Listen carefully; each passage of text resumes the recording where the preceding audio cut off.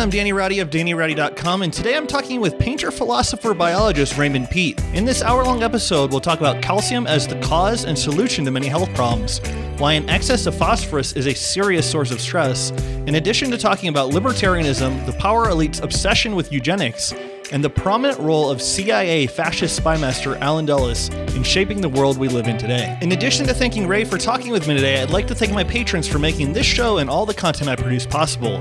If you would like to become a patron, please go to patreon.com/DannyRoddy. Ray's newsletter is available by email now. It's $28 for a total of 6 newsletters delivered bi-monthly, and you can subscribe by sending $28 to raypeatsnewsletter@gmail.com. As always, please do your own research and come to your own conclusions, and in the spirit of William Blake, the true method of knowledge is experiment. Without further ado, here's the show.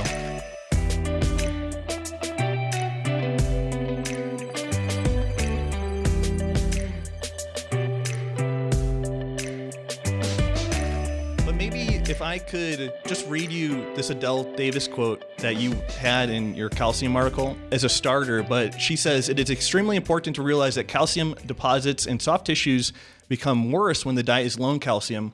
Persons suffering from arthritis, bursitis, scleroderma, hardening of the arteries, and any abnormality where calcium deposits or spurs may cause pain are often afraid to eat foods rich in calcium. Actually, they can never improve until their calcium and magnesium intakes are adequate." And that inspired my email to you about doing this episode of, I think you had mentioned it in some podcast, of the idea that calcium is not only the solution to many of the health problems, but it's also the cause of many of the health problems.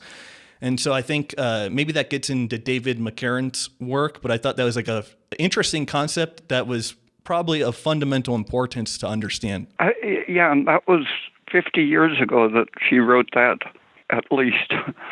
And that's just horrifying to see how the medical journals now, about 80 or 90% of the people talking about calcium, at least 90%, completely miss that information that she had back in 1960. And you think that's possibly an extension of just this incorrect view of the cell? Is that how they are getting it so wrong? Yeah, I don't think she knew anything about Gilbert Ling, but she did read. That's the difference. She was reading stuff in general and just accumulating information. That is what you have to conclude, even without knowing the principles of the gel nature of cytoplasm and how gels work, what pH does to a gel and its affinity for minerals. But that work had been going on for 20 or 30 years before Gilbert Ling wrote his stuff. And so it was in the culture and people just staying awake, just like Adele Davis accumulated it by reading nutrition. You frequently mention David McCarran in reference his articles, and he has a slew of articles in, I think, the late 80s and 90s. Was his work not respected, or was it not acknowledged? He got fired from California University, I think UC Berkeley, and went to Oregon, where they were too backward to see how dangerous he was. And the dangerous message was the calcium anti-hypertensive effect? Yeah, stop talking about salt and giving people diuretics. The medical business had been killing them already for 30 years. And when he said that it's calcium deficiency, not sodium excess, and they had to fire him and send him to the backwoods. You mentioned the gel-like nature of the cell. Can I read you a little summary of the cell, and then you can stop me if I'm horribly wrong? It's very simple, but it might be good just to nail down some things or like terms or a glossary. So if there's sufficient thyroid, ATP is the final end product of the food materials we consume. The healthy resting state, ATP polarizes a cell, meaning that it sustains the protein water solute structure, preferentially absorbing potassium and magnesium and naturally excluding sodium and calcium. And then the depletion of ATP leads to the depolarized state, where a cell is vulnerable. And then the depletion of ATP, it also breaks down into ADP, like a lower energy molecule, and you lose the complex of magnesium with ATP, and you also lose phosphate, and then the ADP complexes with calcium. And then this is the general state that leads to the reductive stress, the low carbon dioxide, the high lactic acid, and then the shift in the intracellular and extracellular pH. Mm-hmm. And meanwhile, things are streaming. Oxygen and sugar are streaming in, and CO2 is streaming out, dragging the unnecessary minerals with it.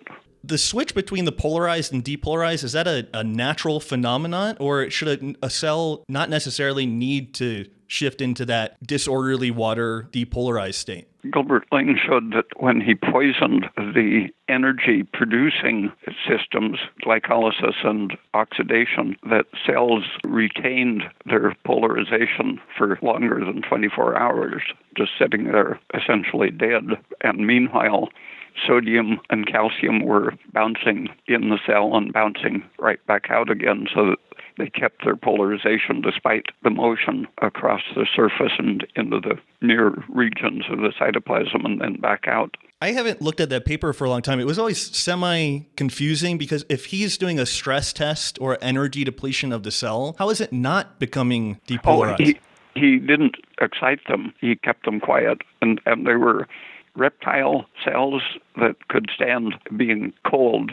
So he kept them cold so that there wasn't depletion of the energy. The energy just stayed there, stuck to the proteins. I had written to him a long time ago asking him about carbon dioxide and as a cardinal adsorbent. I think he had mentioned that more research was needed or something similar. But you see the carbon dioxide as something essential for maintaining the resting living state or the polarized. Yeah, I asked him something about carbon dioxide about 25 years ago, and he described an experiment he had done in graduate school that exactly answered my question. It explained what they call the lactate paradox of high altitude, where you can work full speed at high altitude without producing lactic acid the way you would at low altitude.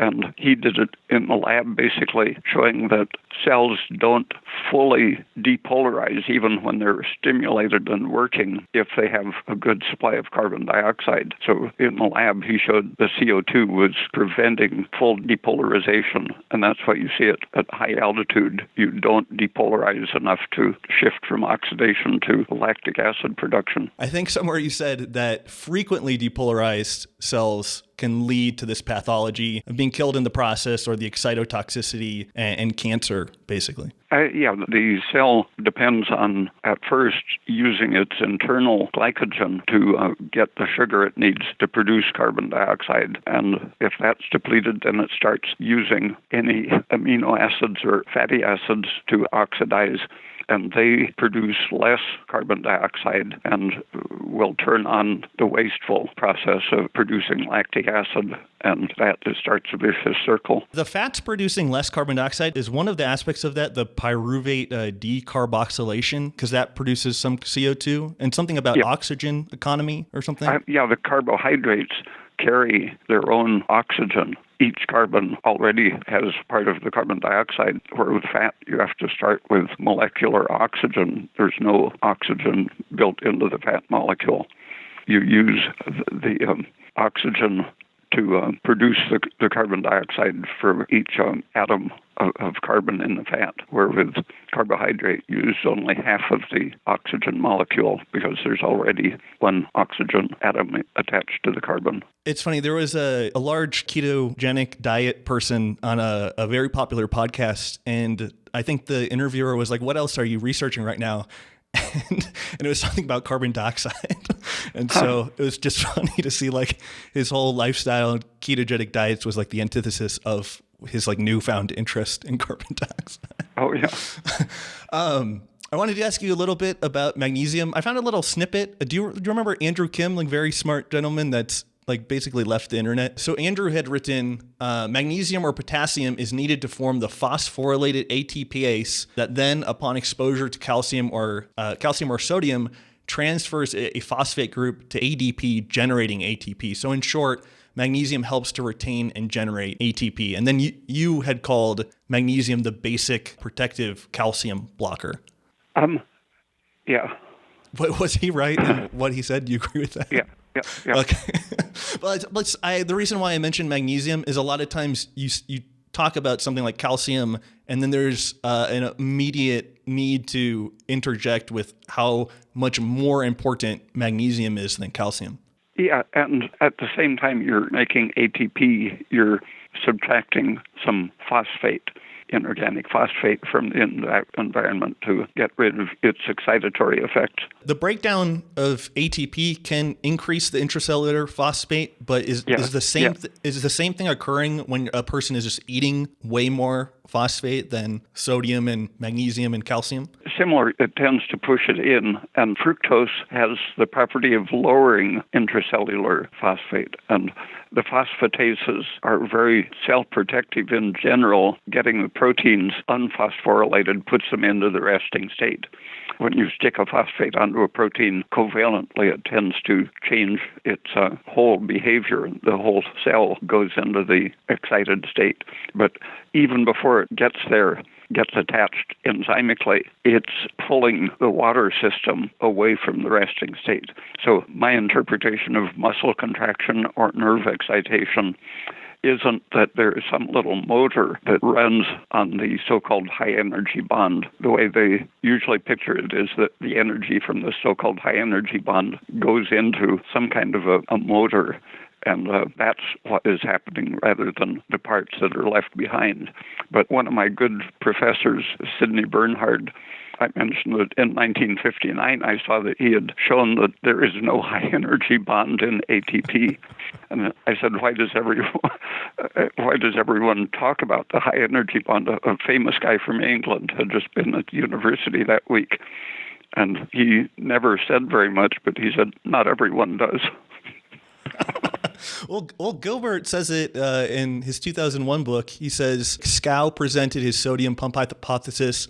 Podolsky and Morales demonstrated that the high-energy phosphate bond concept was in serious trouble. It was in 59. It was killed by Sidney Bernhard. But I mean, it's still common talk today, correct? Yeah, horrifyingly. It makes you miss the whole thing that's happening, which is that you don't want that free phosphate messing up your water system. Sorry if I missed it. It's interfering with the ordering of the water, the differentiation between what you called the wild or the bulk water and the orderly oriented water. But what is it doing to specifically de-energize the cell? You said it was excitotoxic. Is that increasing some messenger or something to de-energize the mitochondria? No messenger, just the whole system changes. The way it's lined up, like if you have a bunch of soldiers lined up in rows and then you say, give an order, and suddenly the whole thing melts and there's no longer any rows. That sort of a whole phase transition is what's happening. And that's the problem with the receptor idea, that everything to some extent is a receptor.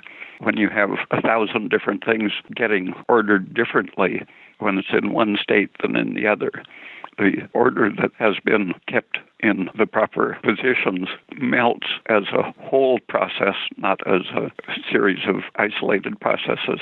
Okay, so it sounds like I'm thinking about phosphate a little too simply. Like melting water or anything or freezing it.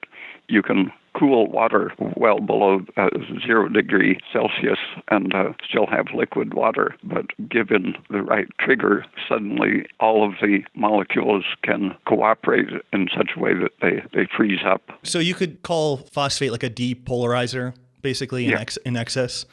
Yeah. And then that would lead to the cell just having to make the choice of dying or being killed. Yeah, if it can't find its internal resources of ideally the glycogen and oxygen, if something cuts off its oxygen and glucose supply, then it starts eating itself and it's in danger of disintegrating. And it can do that in more or less organized ways. if it's taken too by surprise, it can dump its innards out in very distressing ways. But if it is gradual enough that it is deprived of energy, then it can get itself organized so that it makes its internal materials available to other parts of the organism. So when you're exercising one set of muscles, if you go about it gradually, you can build those up and not subtract too much from the others because you're feeding what they need. But if you are very intense in your exercise, if it's stressful, then the cortisol gets the material by shutting off the oxygen sugar use in idle cells, causing them to slowly release their material that can be used by the active cells to build them up.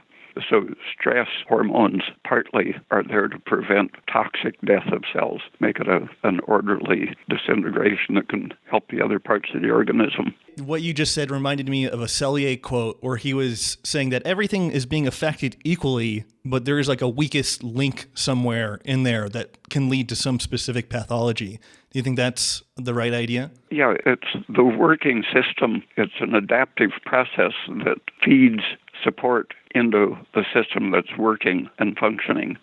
The idea of the functional system, it includes the way your brain is working too.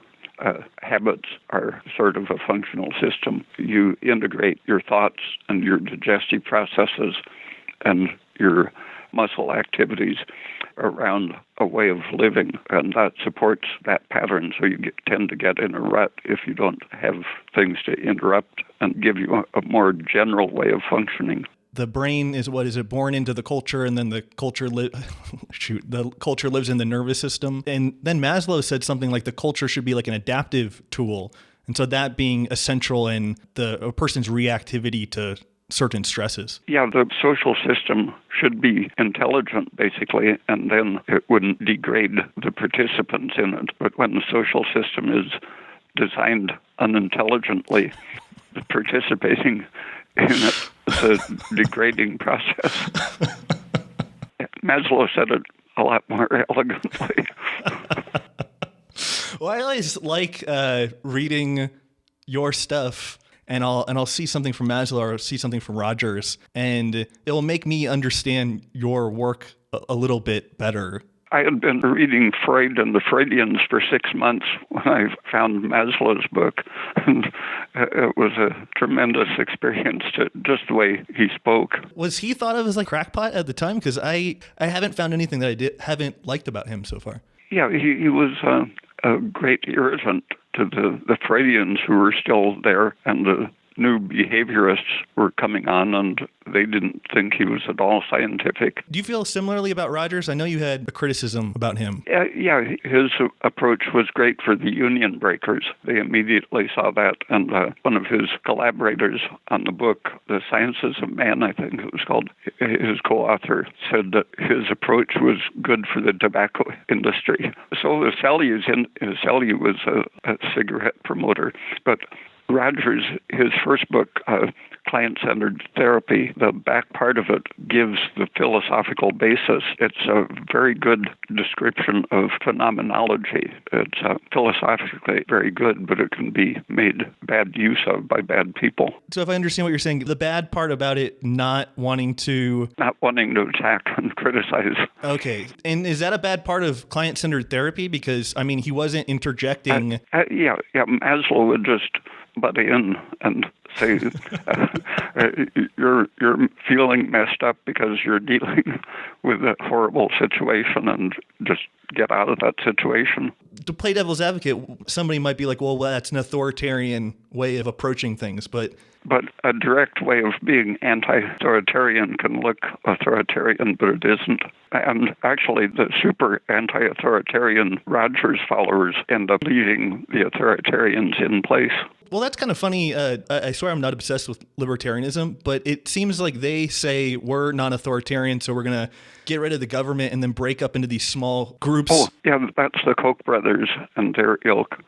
They pose as anti-authoritarians, libertarians, because they want to have absolute power. They really would like to own the government, but if people still insist on voting and things, then they want to break up the government entirely and then have their own governing system. And they want all types of different freedom in quotes, except they don't want economic freedom. Yeah, they want the army and their way of controlling the money system. There was a website called, I think it was the Naked Capitalism, and they had a series of articles called Journey into a Libertarian Future. And the series was satirical, but they were using real quotes from a person, I think the name was Hans Hermann Hoppe. And it was enlightening, not only because a lot of the libertarians I'm aware of seem to be genetic determinists, but the author was also, he seemed to have like a misanthropic contempt for humanity, and using phrases, I think, like a natural authority and favoring the elite. So it's just pretty eye-opening of something that I used to consider to be very anti-authoritarian. Have you read any of Murray Bookchin's books or articles? No. He was a good libertarian compared to the Koch type. You had mentioned Joe Raman, antiwar.com. Joe Romano, maybe? Oh, yeah. Those are pretty good libertarians. They don't want to kill everyone. They consider themselves the archaic conservatives. I forget the term, but they're the old-fashioned conservatives who actually believe in freedom rather than freedom to control everyone else. Something else libertarians often talk about is the non-aggression principle. That might sound good just at face value, but based on Hans Selye's or your work of stress, the non-aggression principle really doesn't make any sense when you stress a person to fight for their survival. And if you have to provide for yourself or your family, or you or your family are going to die, who cares about the non-aggression principle? Yeah, there's the reality problem. Okay, do you want to switch gears a little bit and talk about parathyroid hormone and serotonin? Because you're the only person I know of that makes the connection between the two. And so what's happening exactly? I know the low thyroid or hyperventilation or too much estrogen, and low thyroid and an excess of estrogen tend to promote the loss of carbon dioxide and hyperventilation. And that's causing the platelets are carrying the serotonin that's primarily produced in the intestine, and the platelets are becoming leaky and the serotonin's leaking out, and that's activating the parathyroid glands? Yeah, the place that should be normal is in lactation. The serotonin turns on prolactin, and the prolactin is parallel to the parathyroid hormone. Both of those break down the bone to provide extra calcium for lactation. So the serotonin works systematically in a logical way to make milk. But when hypothyroidism is the reason for excess serotonin, hypothyroidism in itself, because you're not producing very much carbon dioxide by not using oxygen much, any little exertion tends to use up your energy, and you have to then resort to glycolysis and produce the lactic acid and inflammatory state. And hypothyroid people run at a higher level of histamine, serotonin, and usually adrenaline too. Everything is using the emergency system unnecessarily. Just a background state of a very hypothyroid person is hyperventilating in the sense of running around with those processes turned on. So when they go to a higher altitude and get even less oxygen and breathe faster, their hyperventilation becomes visible. But anyone, if they're driven to breathe faster than they should, if they use up their carbon dioxide, anything that makes you like an inflammation that produces lactic acid and serotonin will turn on hyperventilation and stop the adequate production of carbon dioxide. And that sets in motion the things like causing the platelets to release more serotonin, and the serotonin activating the prolactin and parathyroid hormone. It causes chronic breakdown of your bones. And something you had said that I thought was super fascinating, you said that you ideally, like in a Vernadskian ideal state where the organism was realized in like a really good environment, you would barely need your hormones. And I was thinking about parathyroid hormone I was thinking about it too simplistically of just being suppressed by calcium, potassium, magnesium, or sodium. But like you just said, the primary thing holding it down is carbon dioxide. And so if the atmosphere just spontaneously increased in carbon dioxide, you would need less of your hormones because they're having this adaptive function. Yeah, and an atmosphere rich in carbon dioxide is going to produce lots of sugary fruit and make the diet easier to keep the carbohydrate up, as well as the atmosphere keeping you from wasting your glucose. Is there much information on the Carboniferous period? That's when the Earth had an extremely high concentration of carbon dioxide? Yeah, there are lots of coal deposits that show what was going on there. Wasn't there like a rapid evolutionary escalation? Yeah, just a burst of innovation biologically. Is that on a cycle? Could something like that be estimated to occur in the future sometime, or? There are people working on the idea of cycles of the Earth more or less coordinated with cycles of the Sun. There are different opinions about whether you can have an approximate idea of when that's going to happen. But the smaller cycles, the ice ages, are somewhat easier to see meaningful cycles in. In 1940, the consensus was that a new ice age was approaching. The temperatures had been warming in the first part of the century, but it looked like they were now regressing. And that opinion stuck around from 1940 when I was in high school. It was in the magazines and such. And as recently as 1974, 75, Time magazine and New York Times, and then in 1979, another article in New York Times, they were talking about an oncoming ice age again from 1940 to 1979. But then a 3 Mile Island scared people about nuclear power, and that scared the Pentagon that they would lose their nuclear fuel for making bombs. And almost immediately they came out with a theory that carbon dioxide was going to create a too hot planet. No more talk about the ice age that had been discussed for 35 years. I've heard that before, and somebody was detailing the transition between, he called them the oligarchs, or the Rockefeller Standard Oil, have transitioned into the green movement. And those are all the same people saying, don't have children, and humans are a cancer on this planet, and also saying things like the carbon dioxide is bad. But they were detailing the transition from being scared of global cooling to this new fear of global warming. Yeah, people are a cancer because now we have automation and don't need workers. Where the Rockefeller Foundation, starting in the early 1900s, was pioneering disease prevention because they needed healthy workers. And now that there's automation, it would be very economical to get rid of about 4 or 5 billion workers. Upon watching that documentary, they were talking about Standard Oil producing mustard gas and then mustard gas being resynthesized into chemotherapy. Oh, yeah, basically. One of my favorite examples of research financing was Elwood Jensen. Was a government-financed chemical warfare person working on things better than cyanide for killing people. And the government transitioned him right into working on estrogen. And around that time, estrogen became a big government as well as industry topic, with cancer institutes taking up the study of estrogen. And Elwood Jensen invented the estrogen receptor. The government gave him the only radioactively labeled estrogen to do his research with. And using that, he said that there is no metabolism of estrogen by the uterus. So all you people studying enzymology to explain how estrogen works, you're wrong. It's just hitting the receptor, no metabolism. It turns on the genes, and the genes turn on femaleness. And then 15 or 20 years later, other people had access to the various isotopes that they could show, yes, the uterus does metabolize estrogen, but meanwhile, everyone had adopted the idea of a receptor turning on genes. Do you think Elwood Jensen's research was being guided by the hand of these eugenics fanatics people? Yeah, I think the chemical warfare and estrogen Pentagon people are all clearly doing that.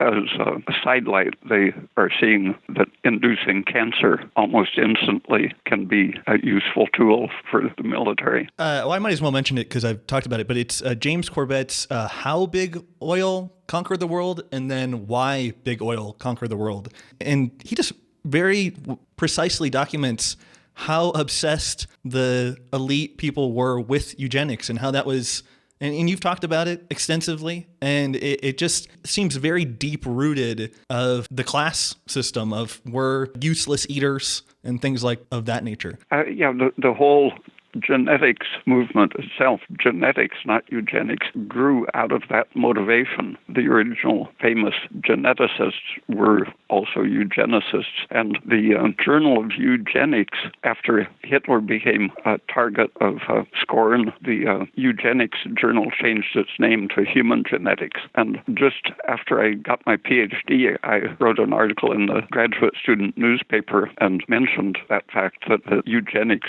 people were still around, still teaching genetics, but that they were embarrassed, and mentioned the Journal of Eugenics in the library. That week, all of the old volumes disappeared. Not to go too off track, but wasn't Hitler was funded by one of the Dulles brothers, or not just? No, they were his employees. But Standard Oil and several of the big banks, the Bush family, and some of the big Democrat. I guess they were at times in the State Department, but in the banks primarily. They were financing the fascists right into and through the war. And as the war was declared, Roosevelt's government declared that, I think it was Allen Dulles was officially declared a German enemy agent temporarily, but then very shortly after that he was put into the Secret Service, or the OSS, I think it was called. And then the CIA and his brother put into the State Department. And if you look at the whole 10 or 15 years history of how those corporate powers were treating Roosevelt, in 1933, they had organized a coup, and they recruited Marine Corps General Smedley Butler to lead the army into Washington to put him out of office. And he gathered information as they were communicating between the corporations through intermediaries with Butler. And then he took the information to Congress and said, look, these big corporations are planning a coup. Congress investigated and confirmed what he said, but then did nothing. After 12 more years, they were influential in putting Truman in as vice president in place of Henry Wallace, because Wallace had gone on record as favoring a continuation of Roosevelt's anti-war policies. Allen Dulles was, meanwhile, in charge of European negotiations. He, just a week or two before Roosevelt's death, Allen Dulles was secretly and against instructions agreed upon by Roosevelt, Churchill, and Stalin. Allen Dulles was making deals with the Nazis to have the Nazis not fight the Americans and to go fight the Russians. Truman heard about it and said that information must be false because no one would do that. Stalin heard about it first, and that was how Roosevelt heard about it, but Stalin just has no judgment to think that could happen. And then within a few days, Roosevelt conveniently died before he had to accuse Dulles of the treason he was involved in. And Dulles then made deals with the German intelligence apparatus and unified the U.S. intelligence system with the Nazi system. And that's what has set the course of history. I guess there was a story about Allen Dulles' son who I guess was having like some psychotic problem or alleged psychotic problem. And he would say things like, my dad is a Nazi spy. And the author of wherever I had read this said, but he never said that again after they gave him his antipsychotic medication. Probably hurt so much. But the person, I think Tarpley said this, that possibly had poisoned Roosevelt was the painter woman. Do you have any perspective on that? Oh, yeah, there was talk about the inhalant that he used while he was being painted, just putting a little too much benzodrine or something in the inhalant. He sniffed it, held his head, and had an excruciating pain in his head after sniffing his inhalant. And then that inhalant disappeared. I had never heard that connection between Dulles and Roosevelt. And so he's very implicated in like 2 high-profile presidential assassinations. Oh, yeah. And have you heard any of the connections of Lee Harvey Oswald's landlady and De Mohrenschildt? Lee Harvey Oswald's landlady, who was working with De Mohrenschildt, who was a 35-year associate of Dulles, they were both helping Lee Harvey Oswald get jobs, like in the convenient book building in Dallas. And his landlady was a very close family friend of the Dulleses. Both of the people managing his movements for the last few months of his life were close, longtime associates of Allen Dulles's. When you're going through life and you're hearing these certain things, are you just wondering what's really going on when you're hearing that Kennedy was assassinated and things like that? No, my first thought was that Kennedy was such a bad man. No wonder. But then immediately within a week or so, I realized it was a coup for putting an even worse man in office. And something, I think maybe Tarpley said, but we don't know who the new Allen Dulles is right now. But he's certain. I mean, maybe you do. But he certainly set a precedent of things to come, which are still, I guess, unraveling right now. Yeah, Allen Dulles started associating with that banker by politician crowd when he was about 10 years old. So he had real skill and background in how to maneuver through the political criminal world. And I don't think there's anyone with such an extreme international social background operating. So I think they're basically a lot of klutzes. I only have a single other question to ask you. I get the feeling, and I could be wrong, from reading, occasionally being privy to various responses, the best page I feel on the Ray Peat forum is the link to your email wiki, which people compile your responses, which I think can be very valuable. And it seems like occasionally you've mentioned that pregnenolone, progesterone, and DHEA and or thyroid aren't as effective if the vitamin D and or calcium are low. And my question was, I know that PTH can inhibit mitochondrial respiration, but is it such a powerful brake on the metabolism that getting the vitamin D and the calcium or carbon dioxide in order would just be important for having these other things work effectively?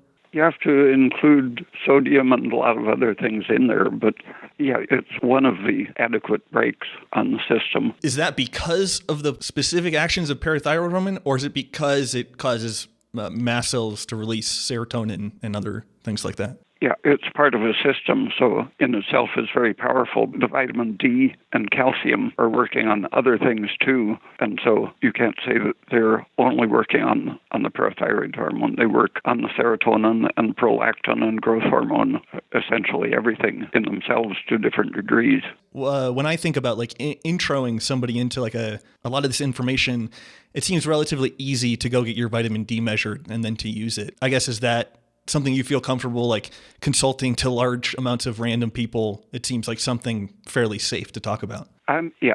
Okay, Ray, that's all I had for you. Hey, you know what? Do you want to touch on progesterone real quick? I know that just online there was a general confusion where people were misconstruing things about progesterone that you might want to clear up. Oh yeah. People have been saying completely imaginary things. I imagine someone wanting to sell a product other than Progest E complex must have made them up because they have no connection to reality. That I had nothing to do with the Progest E formula. It's exactly the formula that I developed in 1976 and has been exactly the same thing all these years, but people have been saying that they added estrogenic substances to it. A lot of people saying that they get estrogen symptoms. It is the usual internet placebo, negative placebo suggestibility, but the story that formula has changed seems to have been repeatedly promoted on some of the internet discussion places. Lastly, can we just touch on a tiny bit on why somebody might have a strange reaction to progesterone? You mentioned that when estrogen is being eliminated, it can pass through an inflamed tissue, and the tissue can contain a large amounts of beta-glucuronidase, and that will remove the glucuronic acid, leaving pure estrogen to accumulate in the tissues. It's not unheard of that somebody similar to thyroid or anything that's safe, it depends on the system it's going into. And if the person is extremely estrogenic. Except that when you're talking about a whole system, the progesterone is also protecting against the inflamed system with its beta-glucuronidase. And so it's tending to stop that process too. So the more you take, basically, the more stable everything is. It inhibits the glucuronidase and the sulfatase, which reactivate estrogen, and it activates the transferases of sulfate and glucuronide to inactivate estrogen, and it has a similarly organized effect on the various dehydrogenases that reduce the activity of estradiol, and the opposing systems, it has the same protective effect on preventing the activation of estrone back to estradiol. So everything progesterone does in reference to estrogen, there are at least 11 things that I've counted that it consistently, everywhere you look, is anti-estrogenic. So I think it's all a suggestibility. One of the first times I experienced that was a pregnant woman said progesterone was having some strange effect, and I asked her how much she had taken, and she said she put it on her wrist, a dime-size area on her wrist, and she had heard about transdermal use of scopolamine or such thing for travel sickness, and she was putting one drop in one spot and thinking it should have an effect. If you take a minuscule amount and then look at your symptoms, you're bound to notice some symptom that has nothing to do with the microscopic amount you've absorbed. So besides not taking enough, which you've detailed in your progesterone summaries article, I think you've also mentioned things like thyroid function being too low and or vitamin D deficiency could cause those symptoms, not necessarily because of the progesterone, but because of these other inflammatory aspects that the person is already dealing with. One person said she had no effect from taking 100 milligrams, a fourth of a teaspoon of the Progesti. And I asked her to repeat the dose. She took as much as 400 milligrams a teaspoon and still didn't feel anything. And when she had her blood tested, her estrogen was the highest I've ever seen. It was 100 times higher than the estrogen should have been. And when your estrogen reaches a certain point, there's no absorptive capacity, no carrying capacity into the blood that can carry enough progesterone to have an effect. And for those people, it's necessary to work on the liver, feeding the liver protein or B vitamins, whatever it needs to start detoxifying the estrogen and increase the thyroid if necessary to make the liver metabolize the estrogen. Well, similarly, I remember you saying that if you were drinking milk or orange juice, presuming that the orange juice was sweet and not tart or sour, that it could cause, some people will say like, oh, it really bloats me.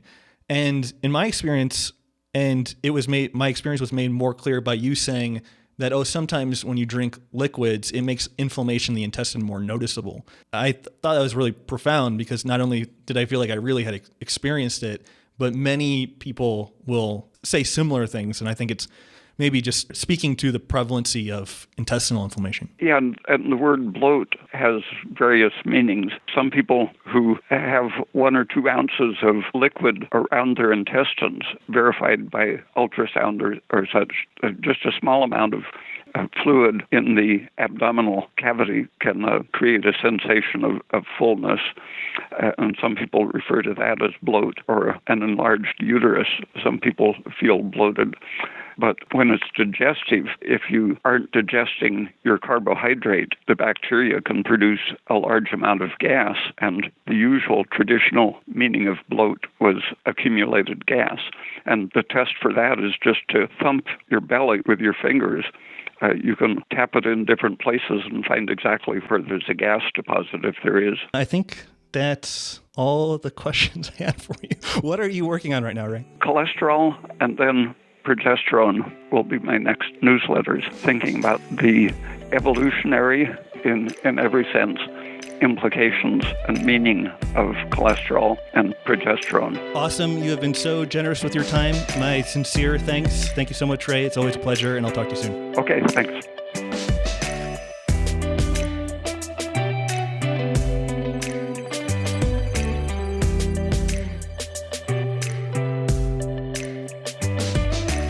That's going to conclude this week's episode. I'd like to thank Ray again for talking with me today, along with my patrons for their support of the show and all the content I produce. If I didn't have patrons, I couldn't do any of this, so I sincerely appreciate it. As always, if you enjoyed the show, please hit the like button on YouTube and leave a comment or a constructive criticism below. I always say this, but I have an amazing listenership, and I'm extremely fortunate for anybody to care about anything that I do. This show was extremely fun for me, and it just seemed like a nice, free-flowing conversation. It's actually the second conversation that we had done. I first got Ray on the phone, and we talked about calcium.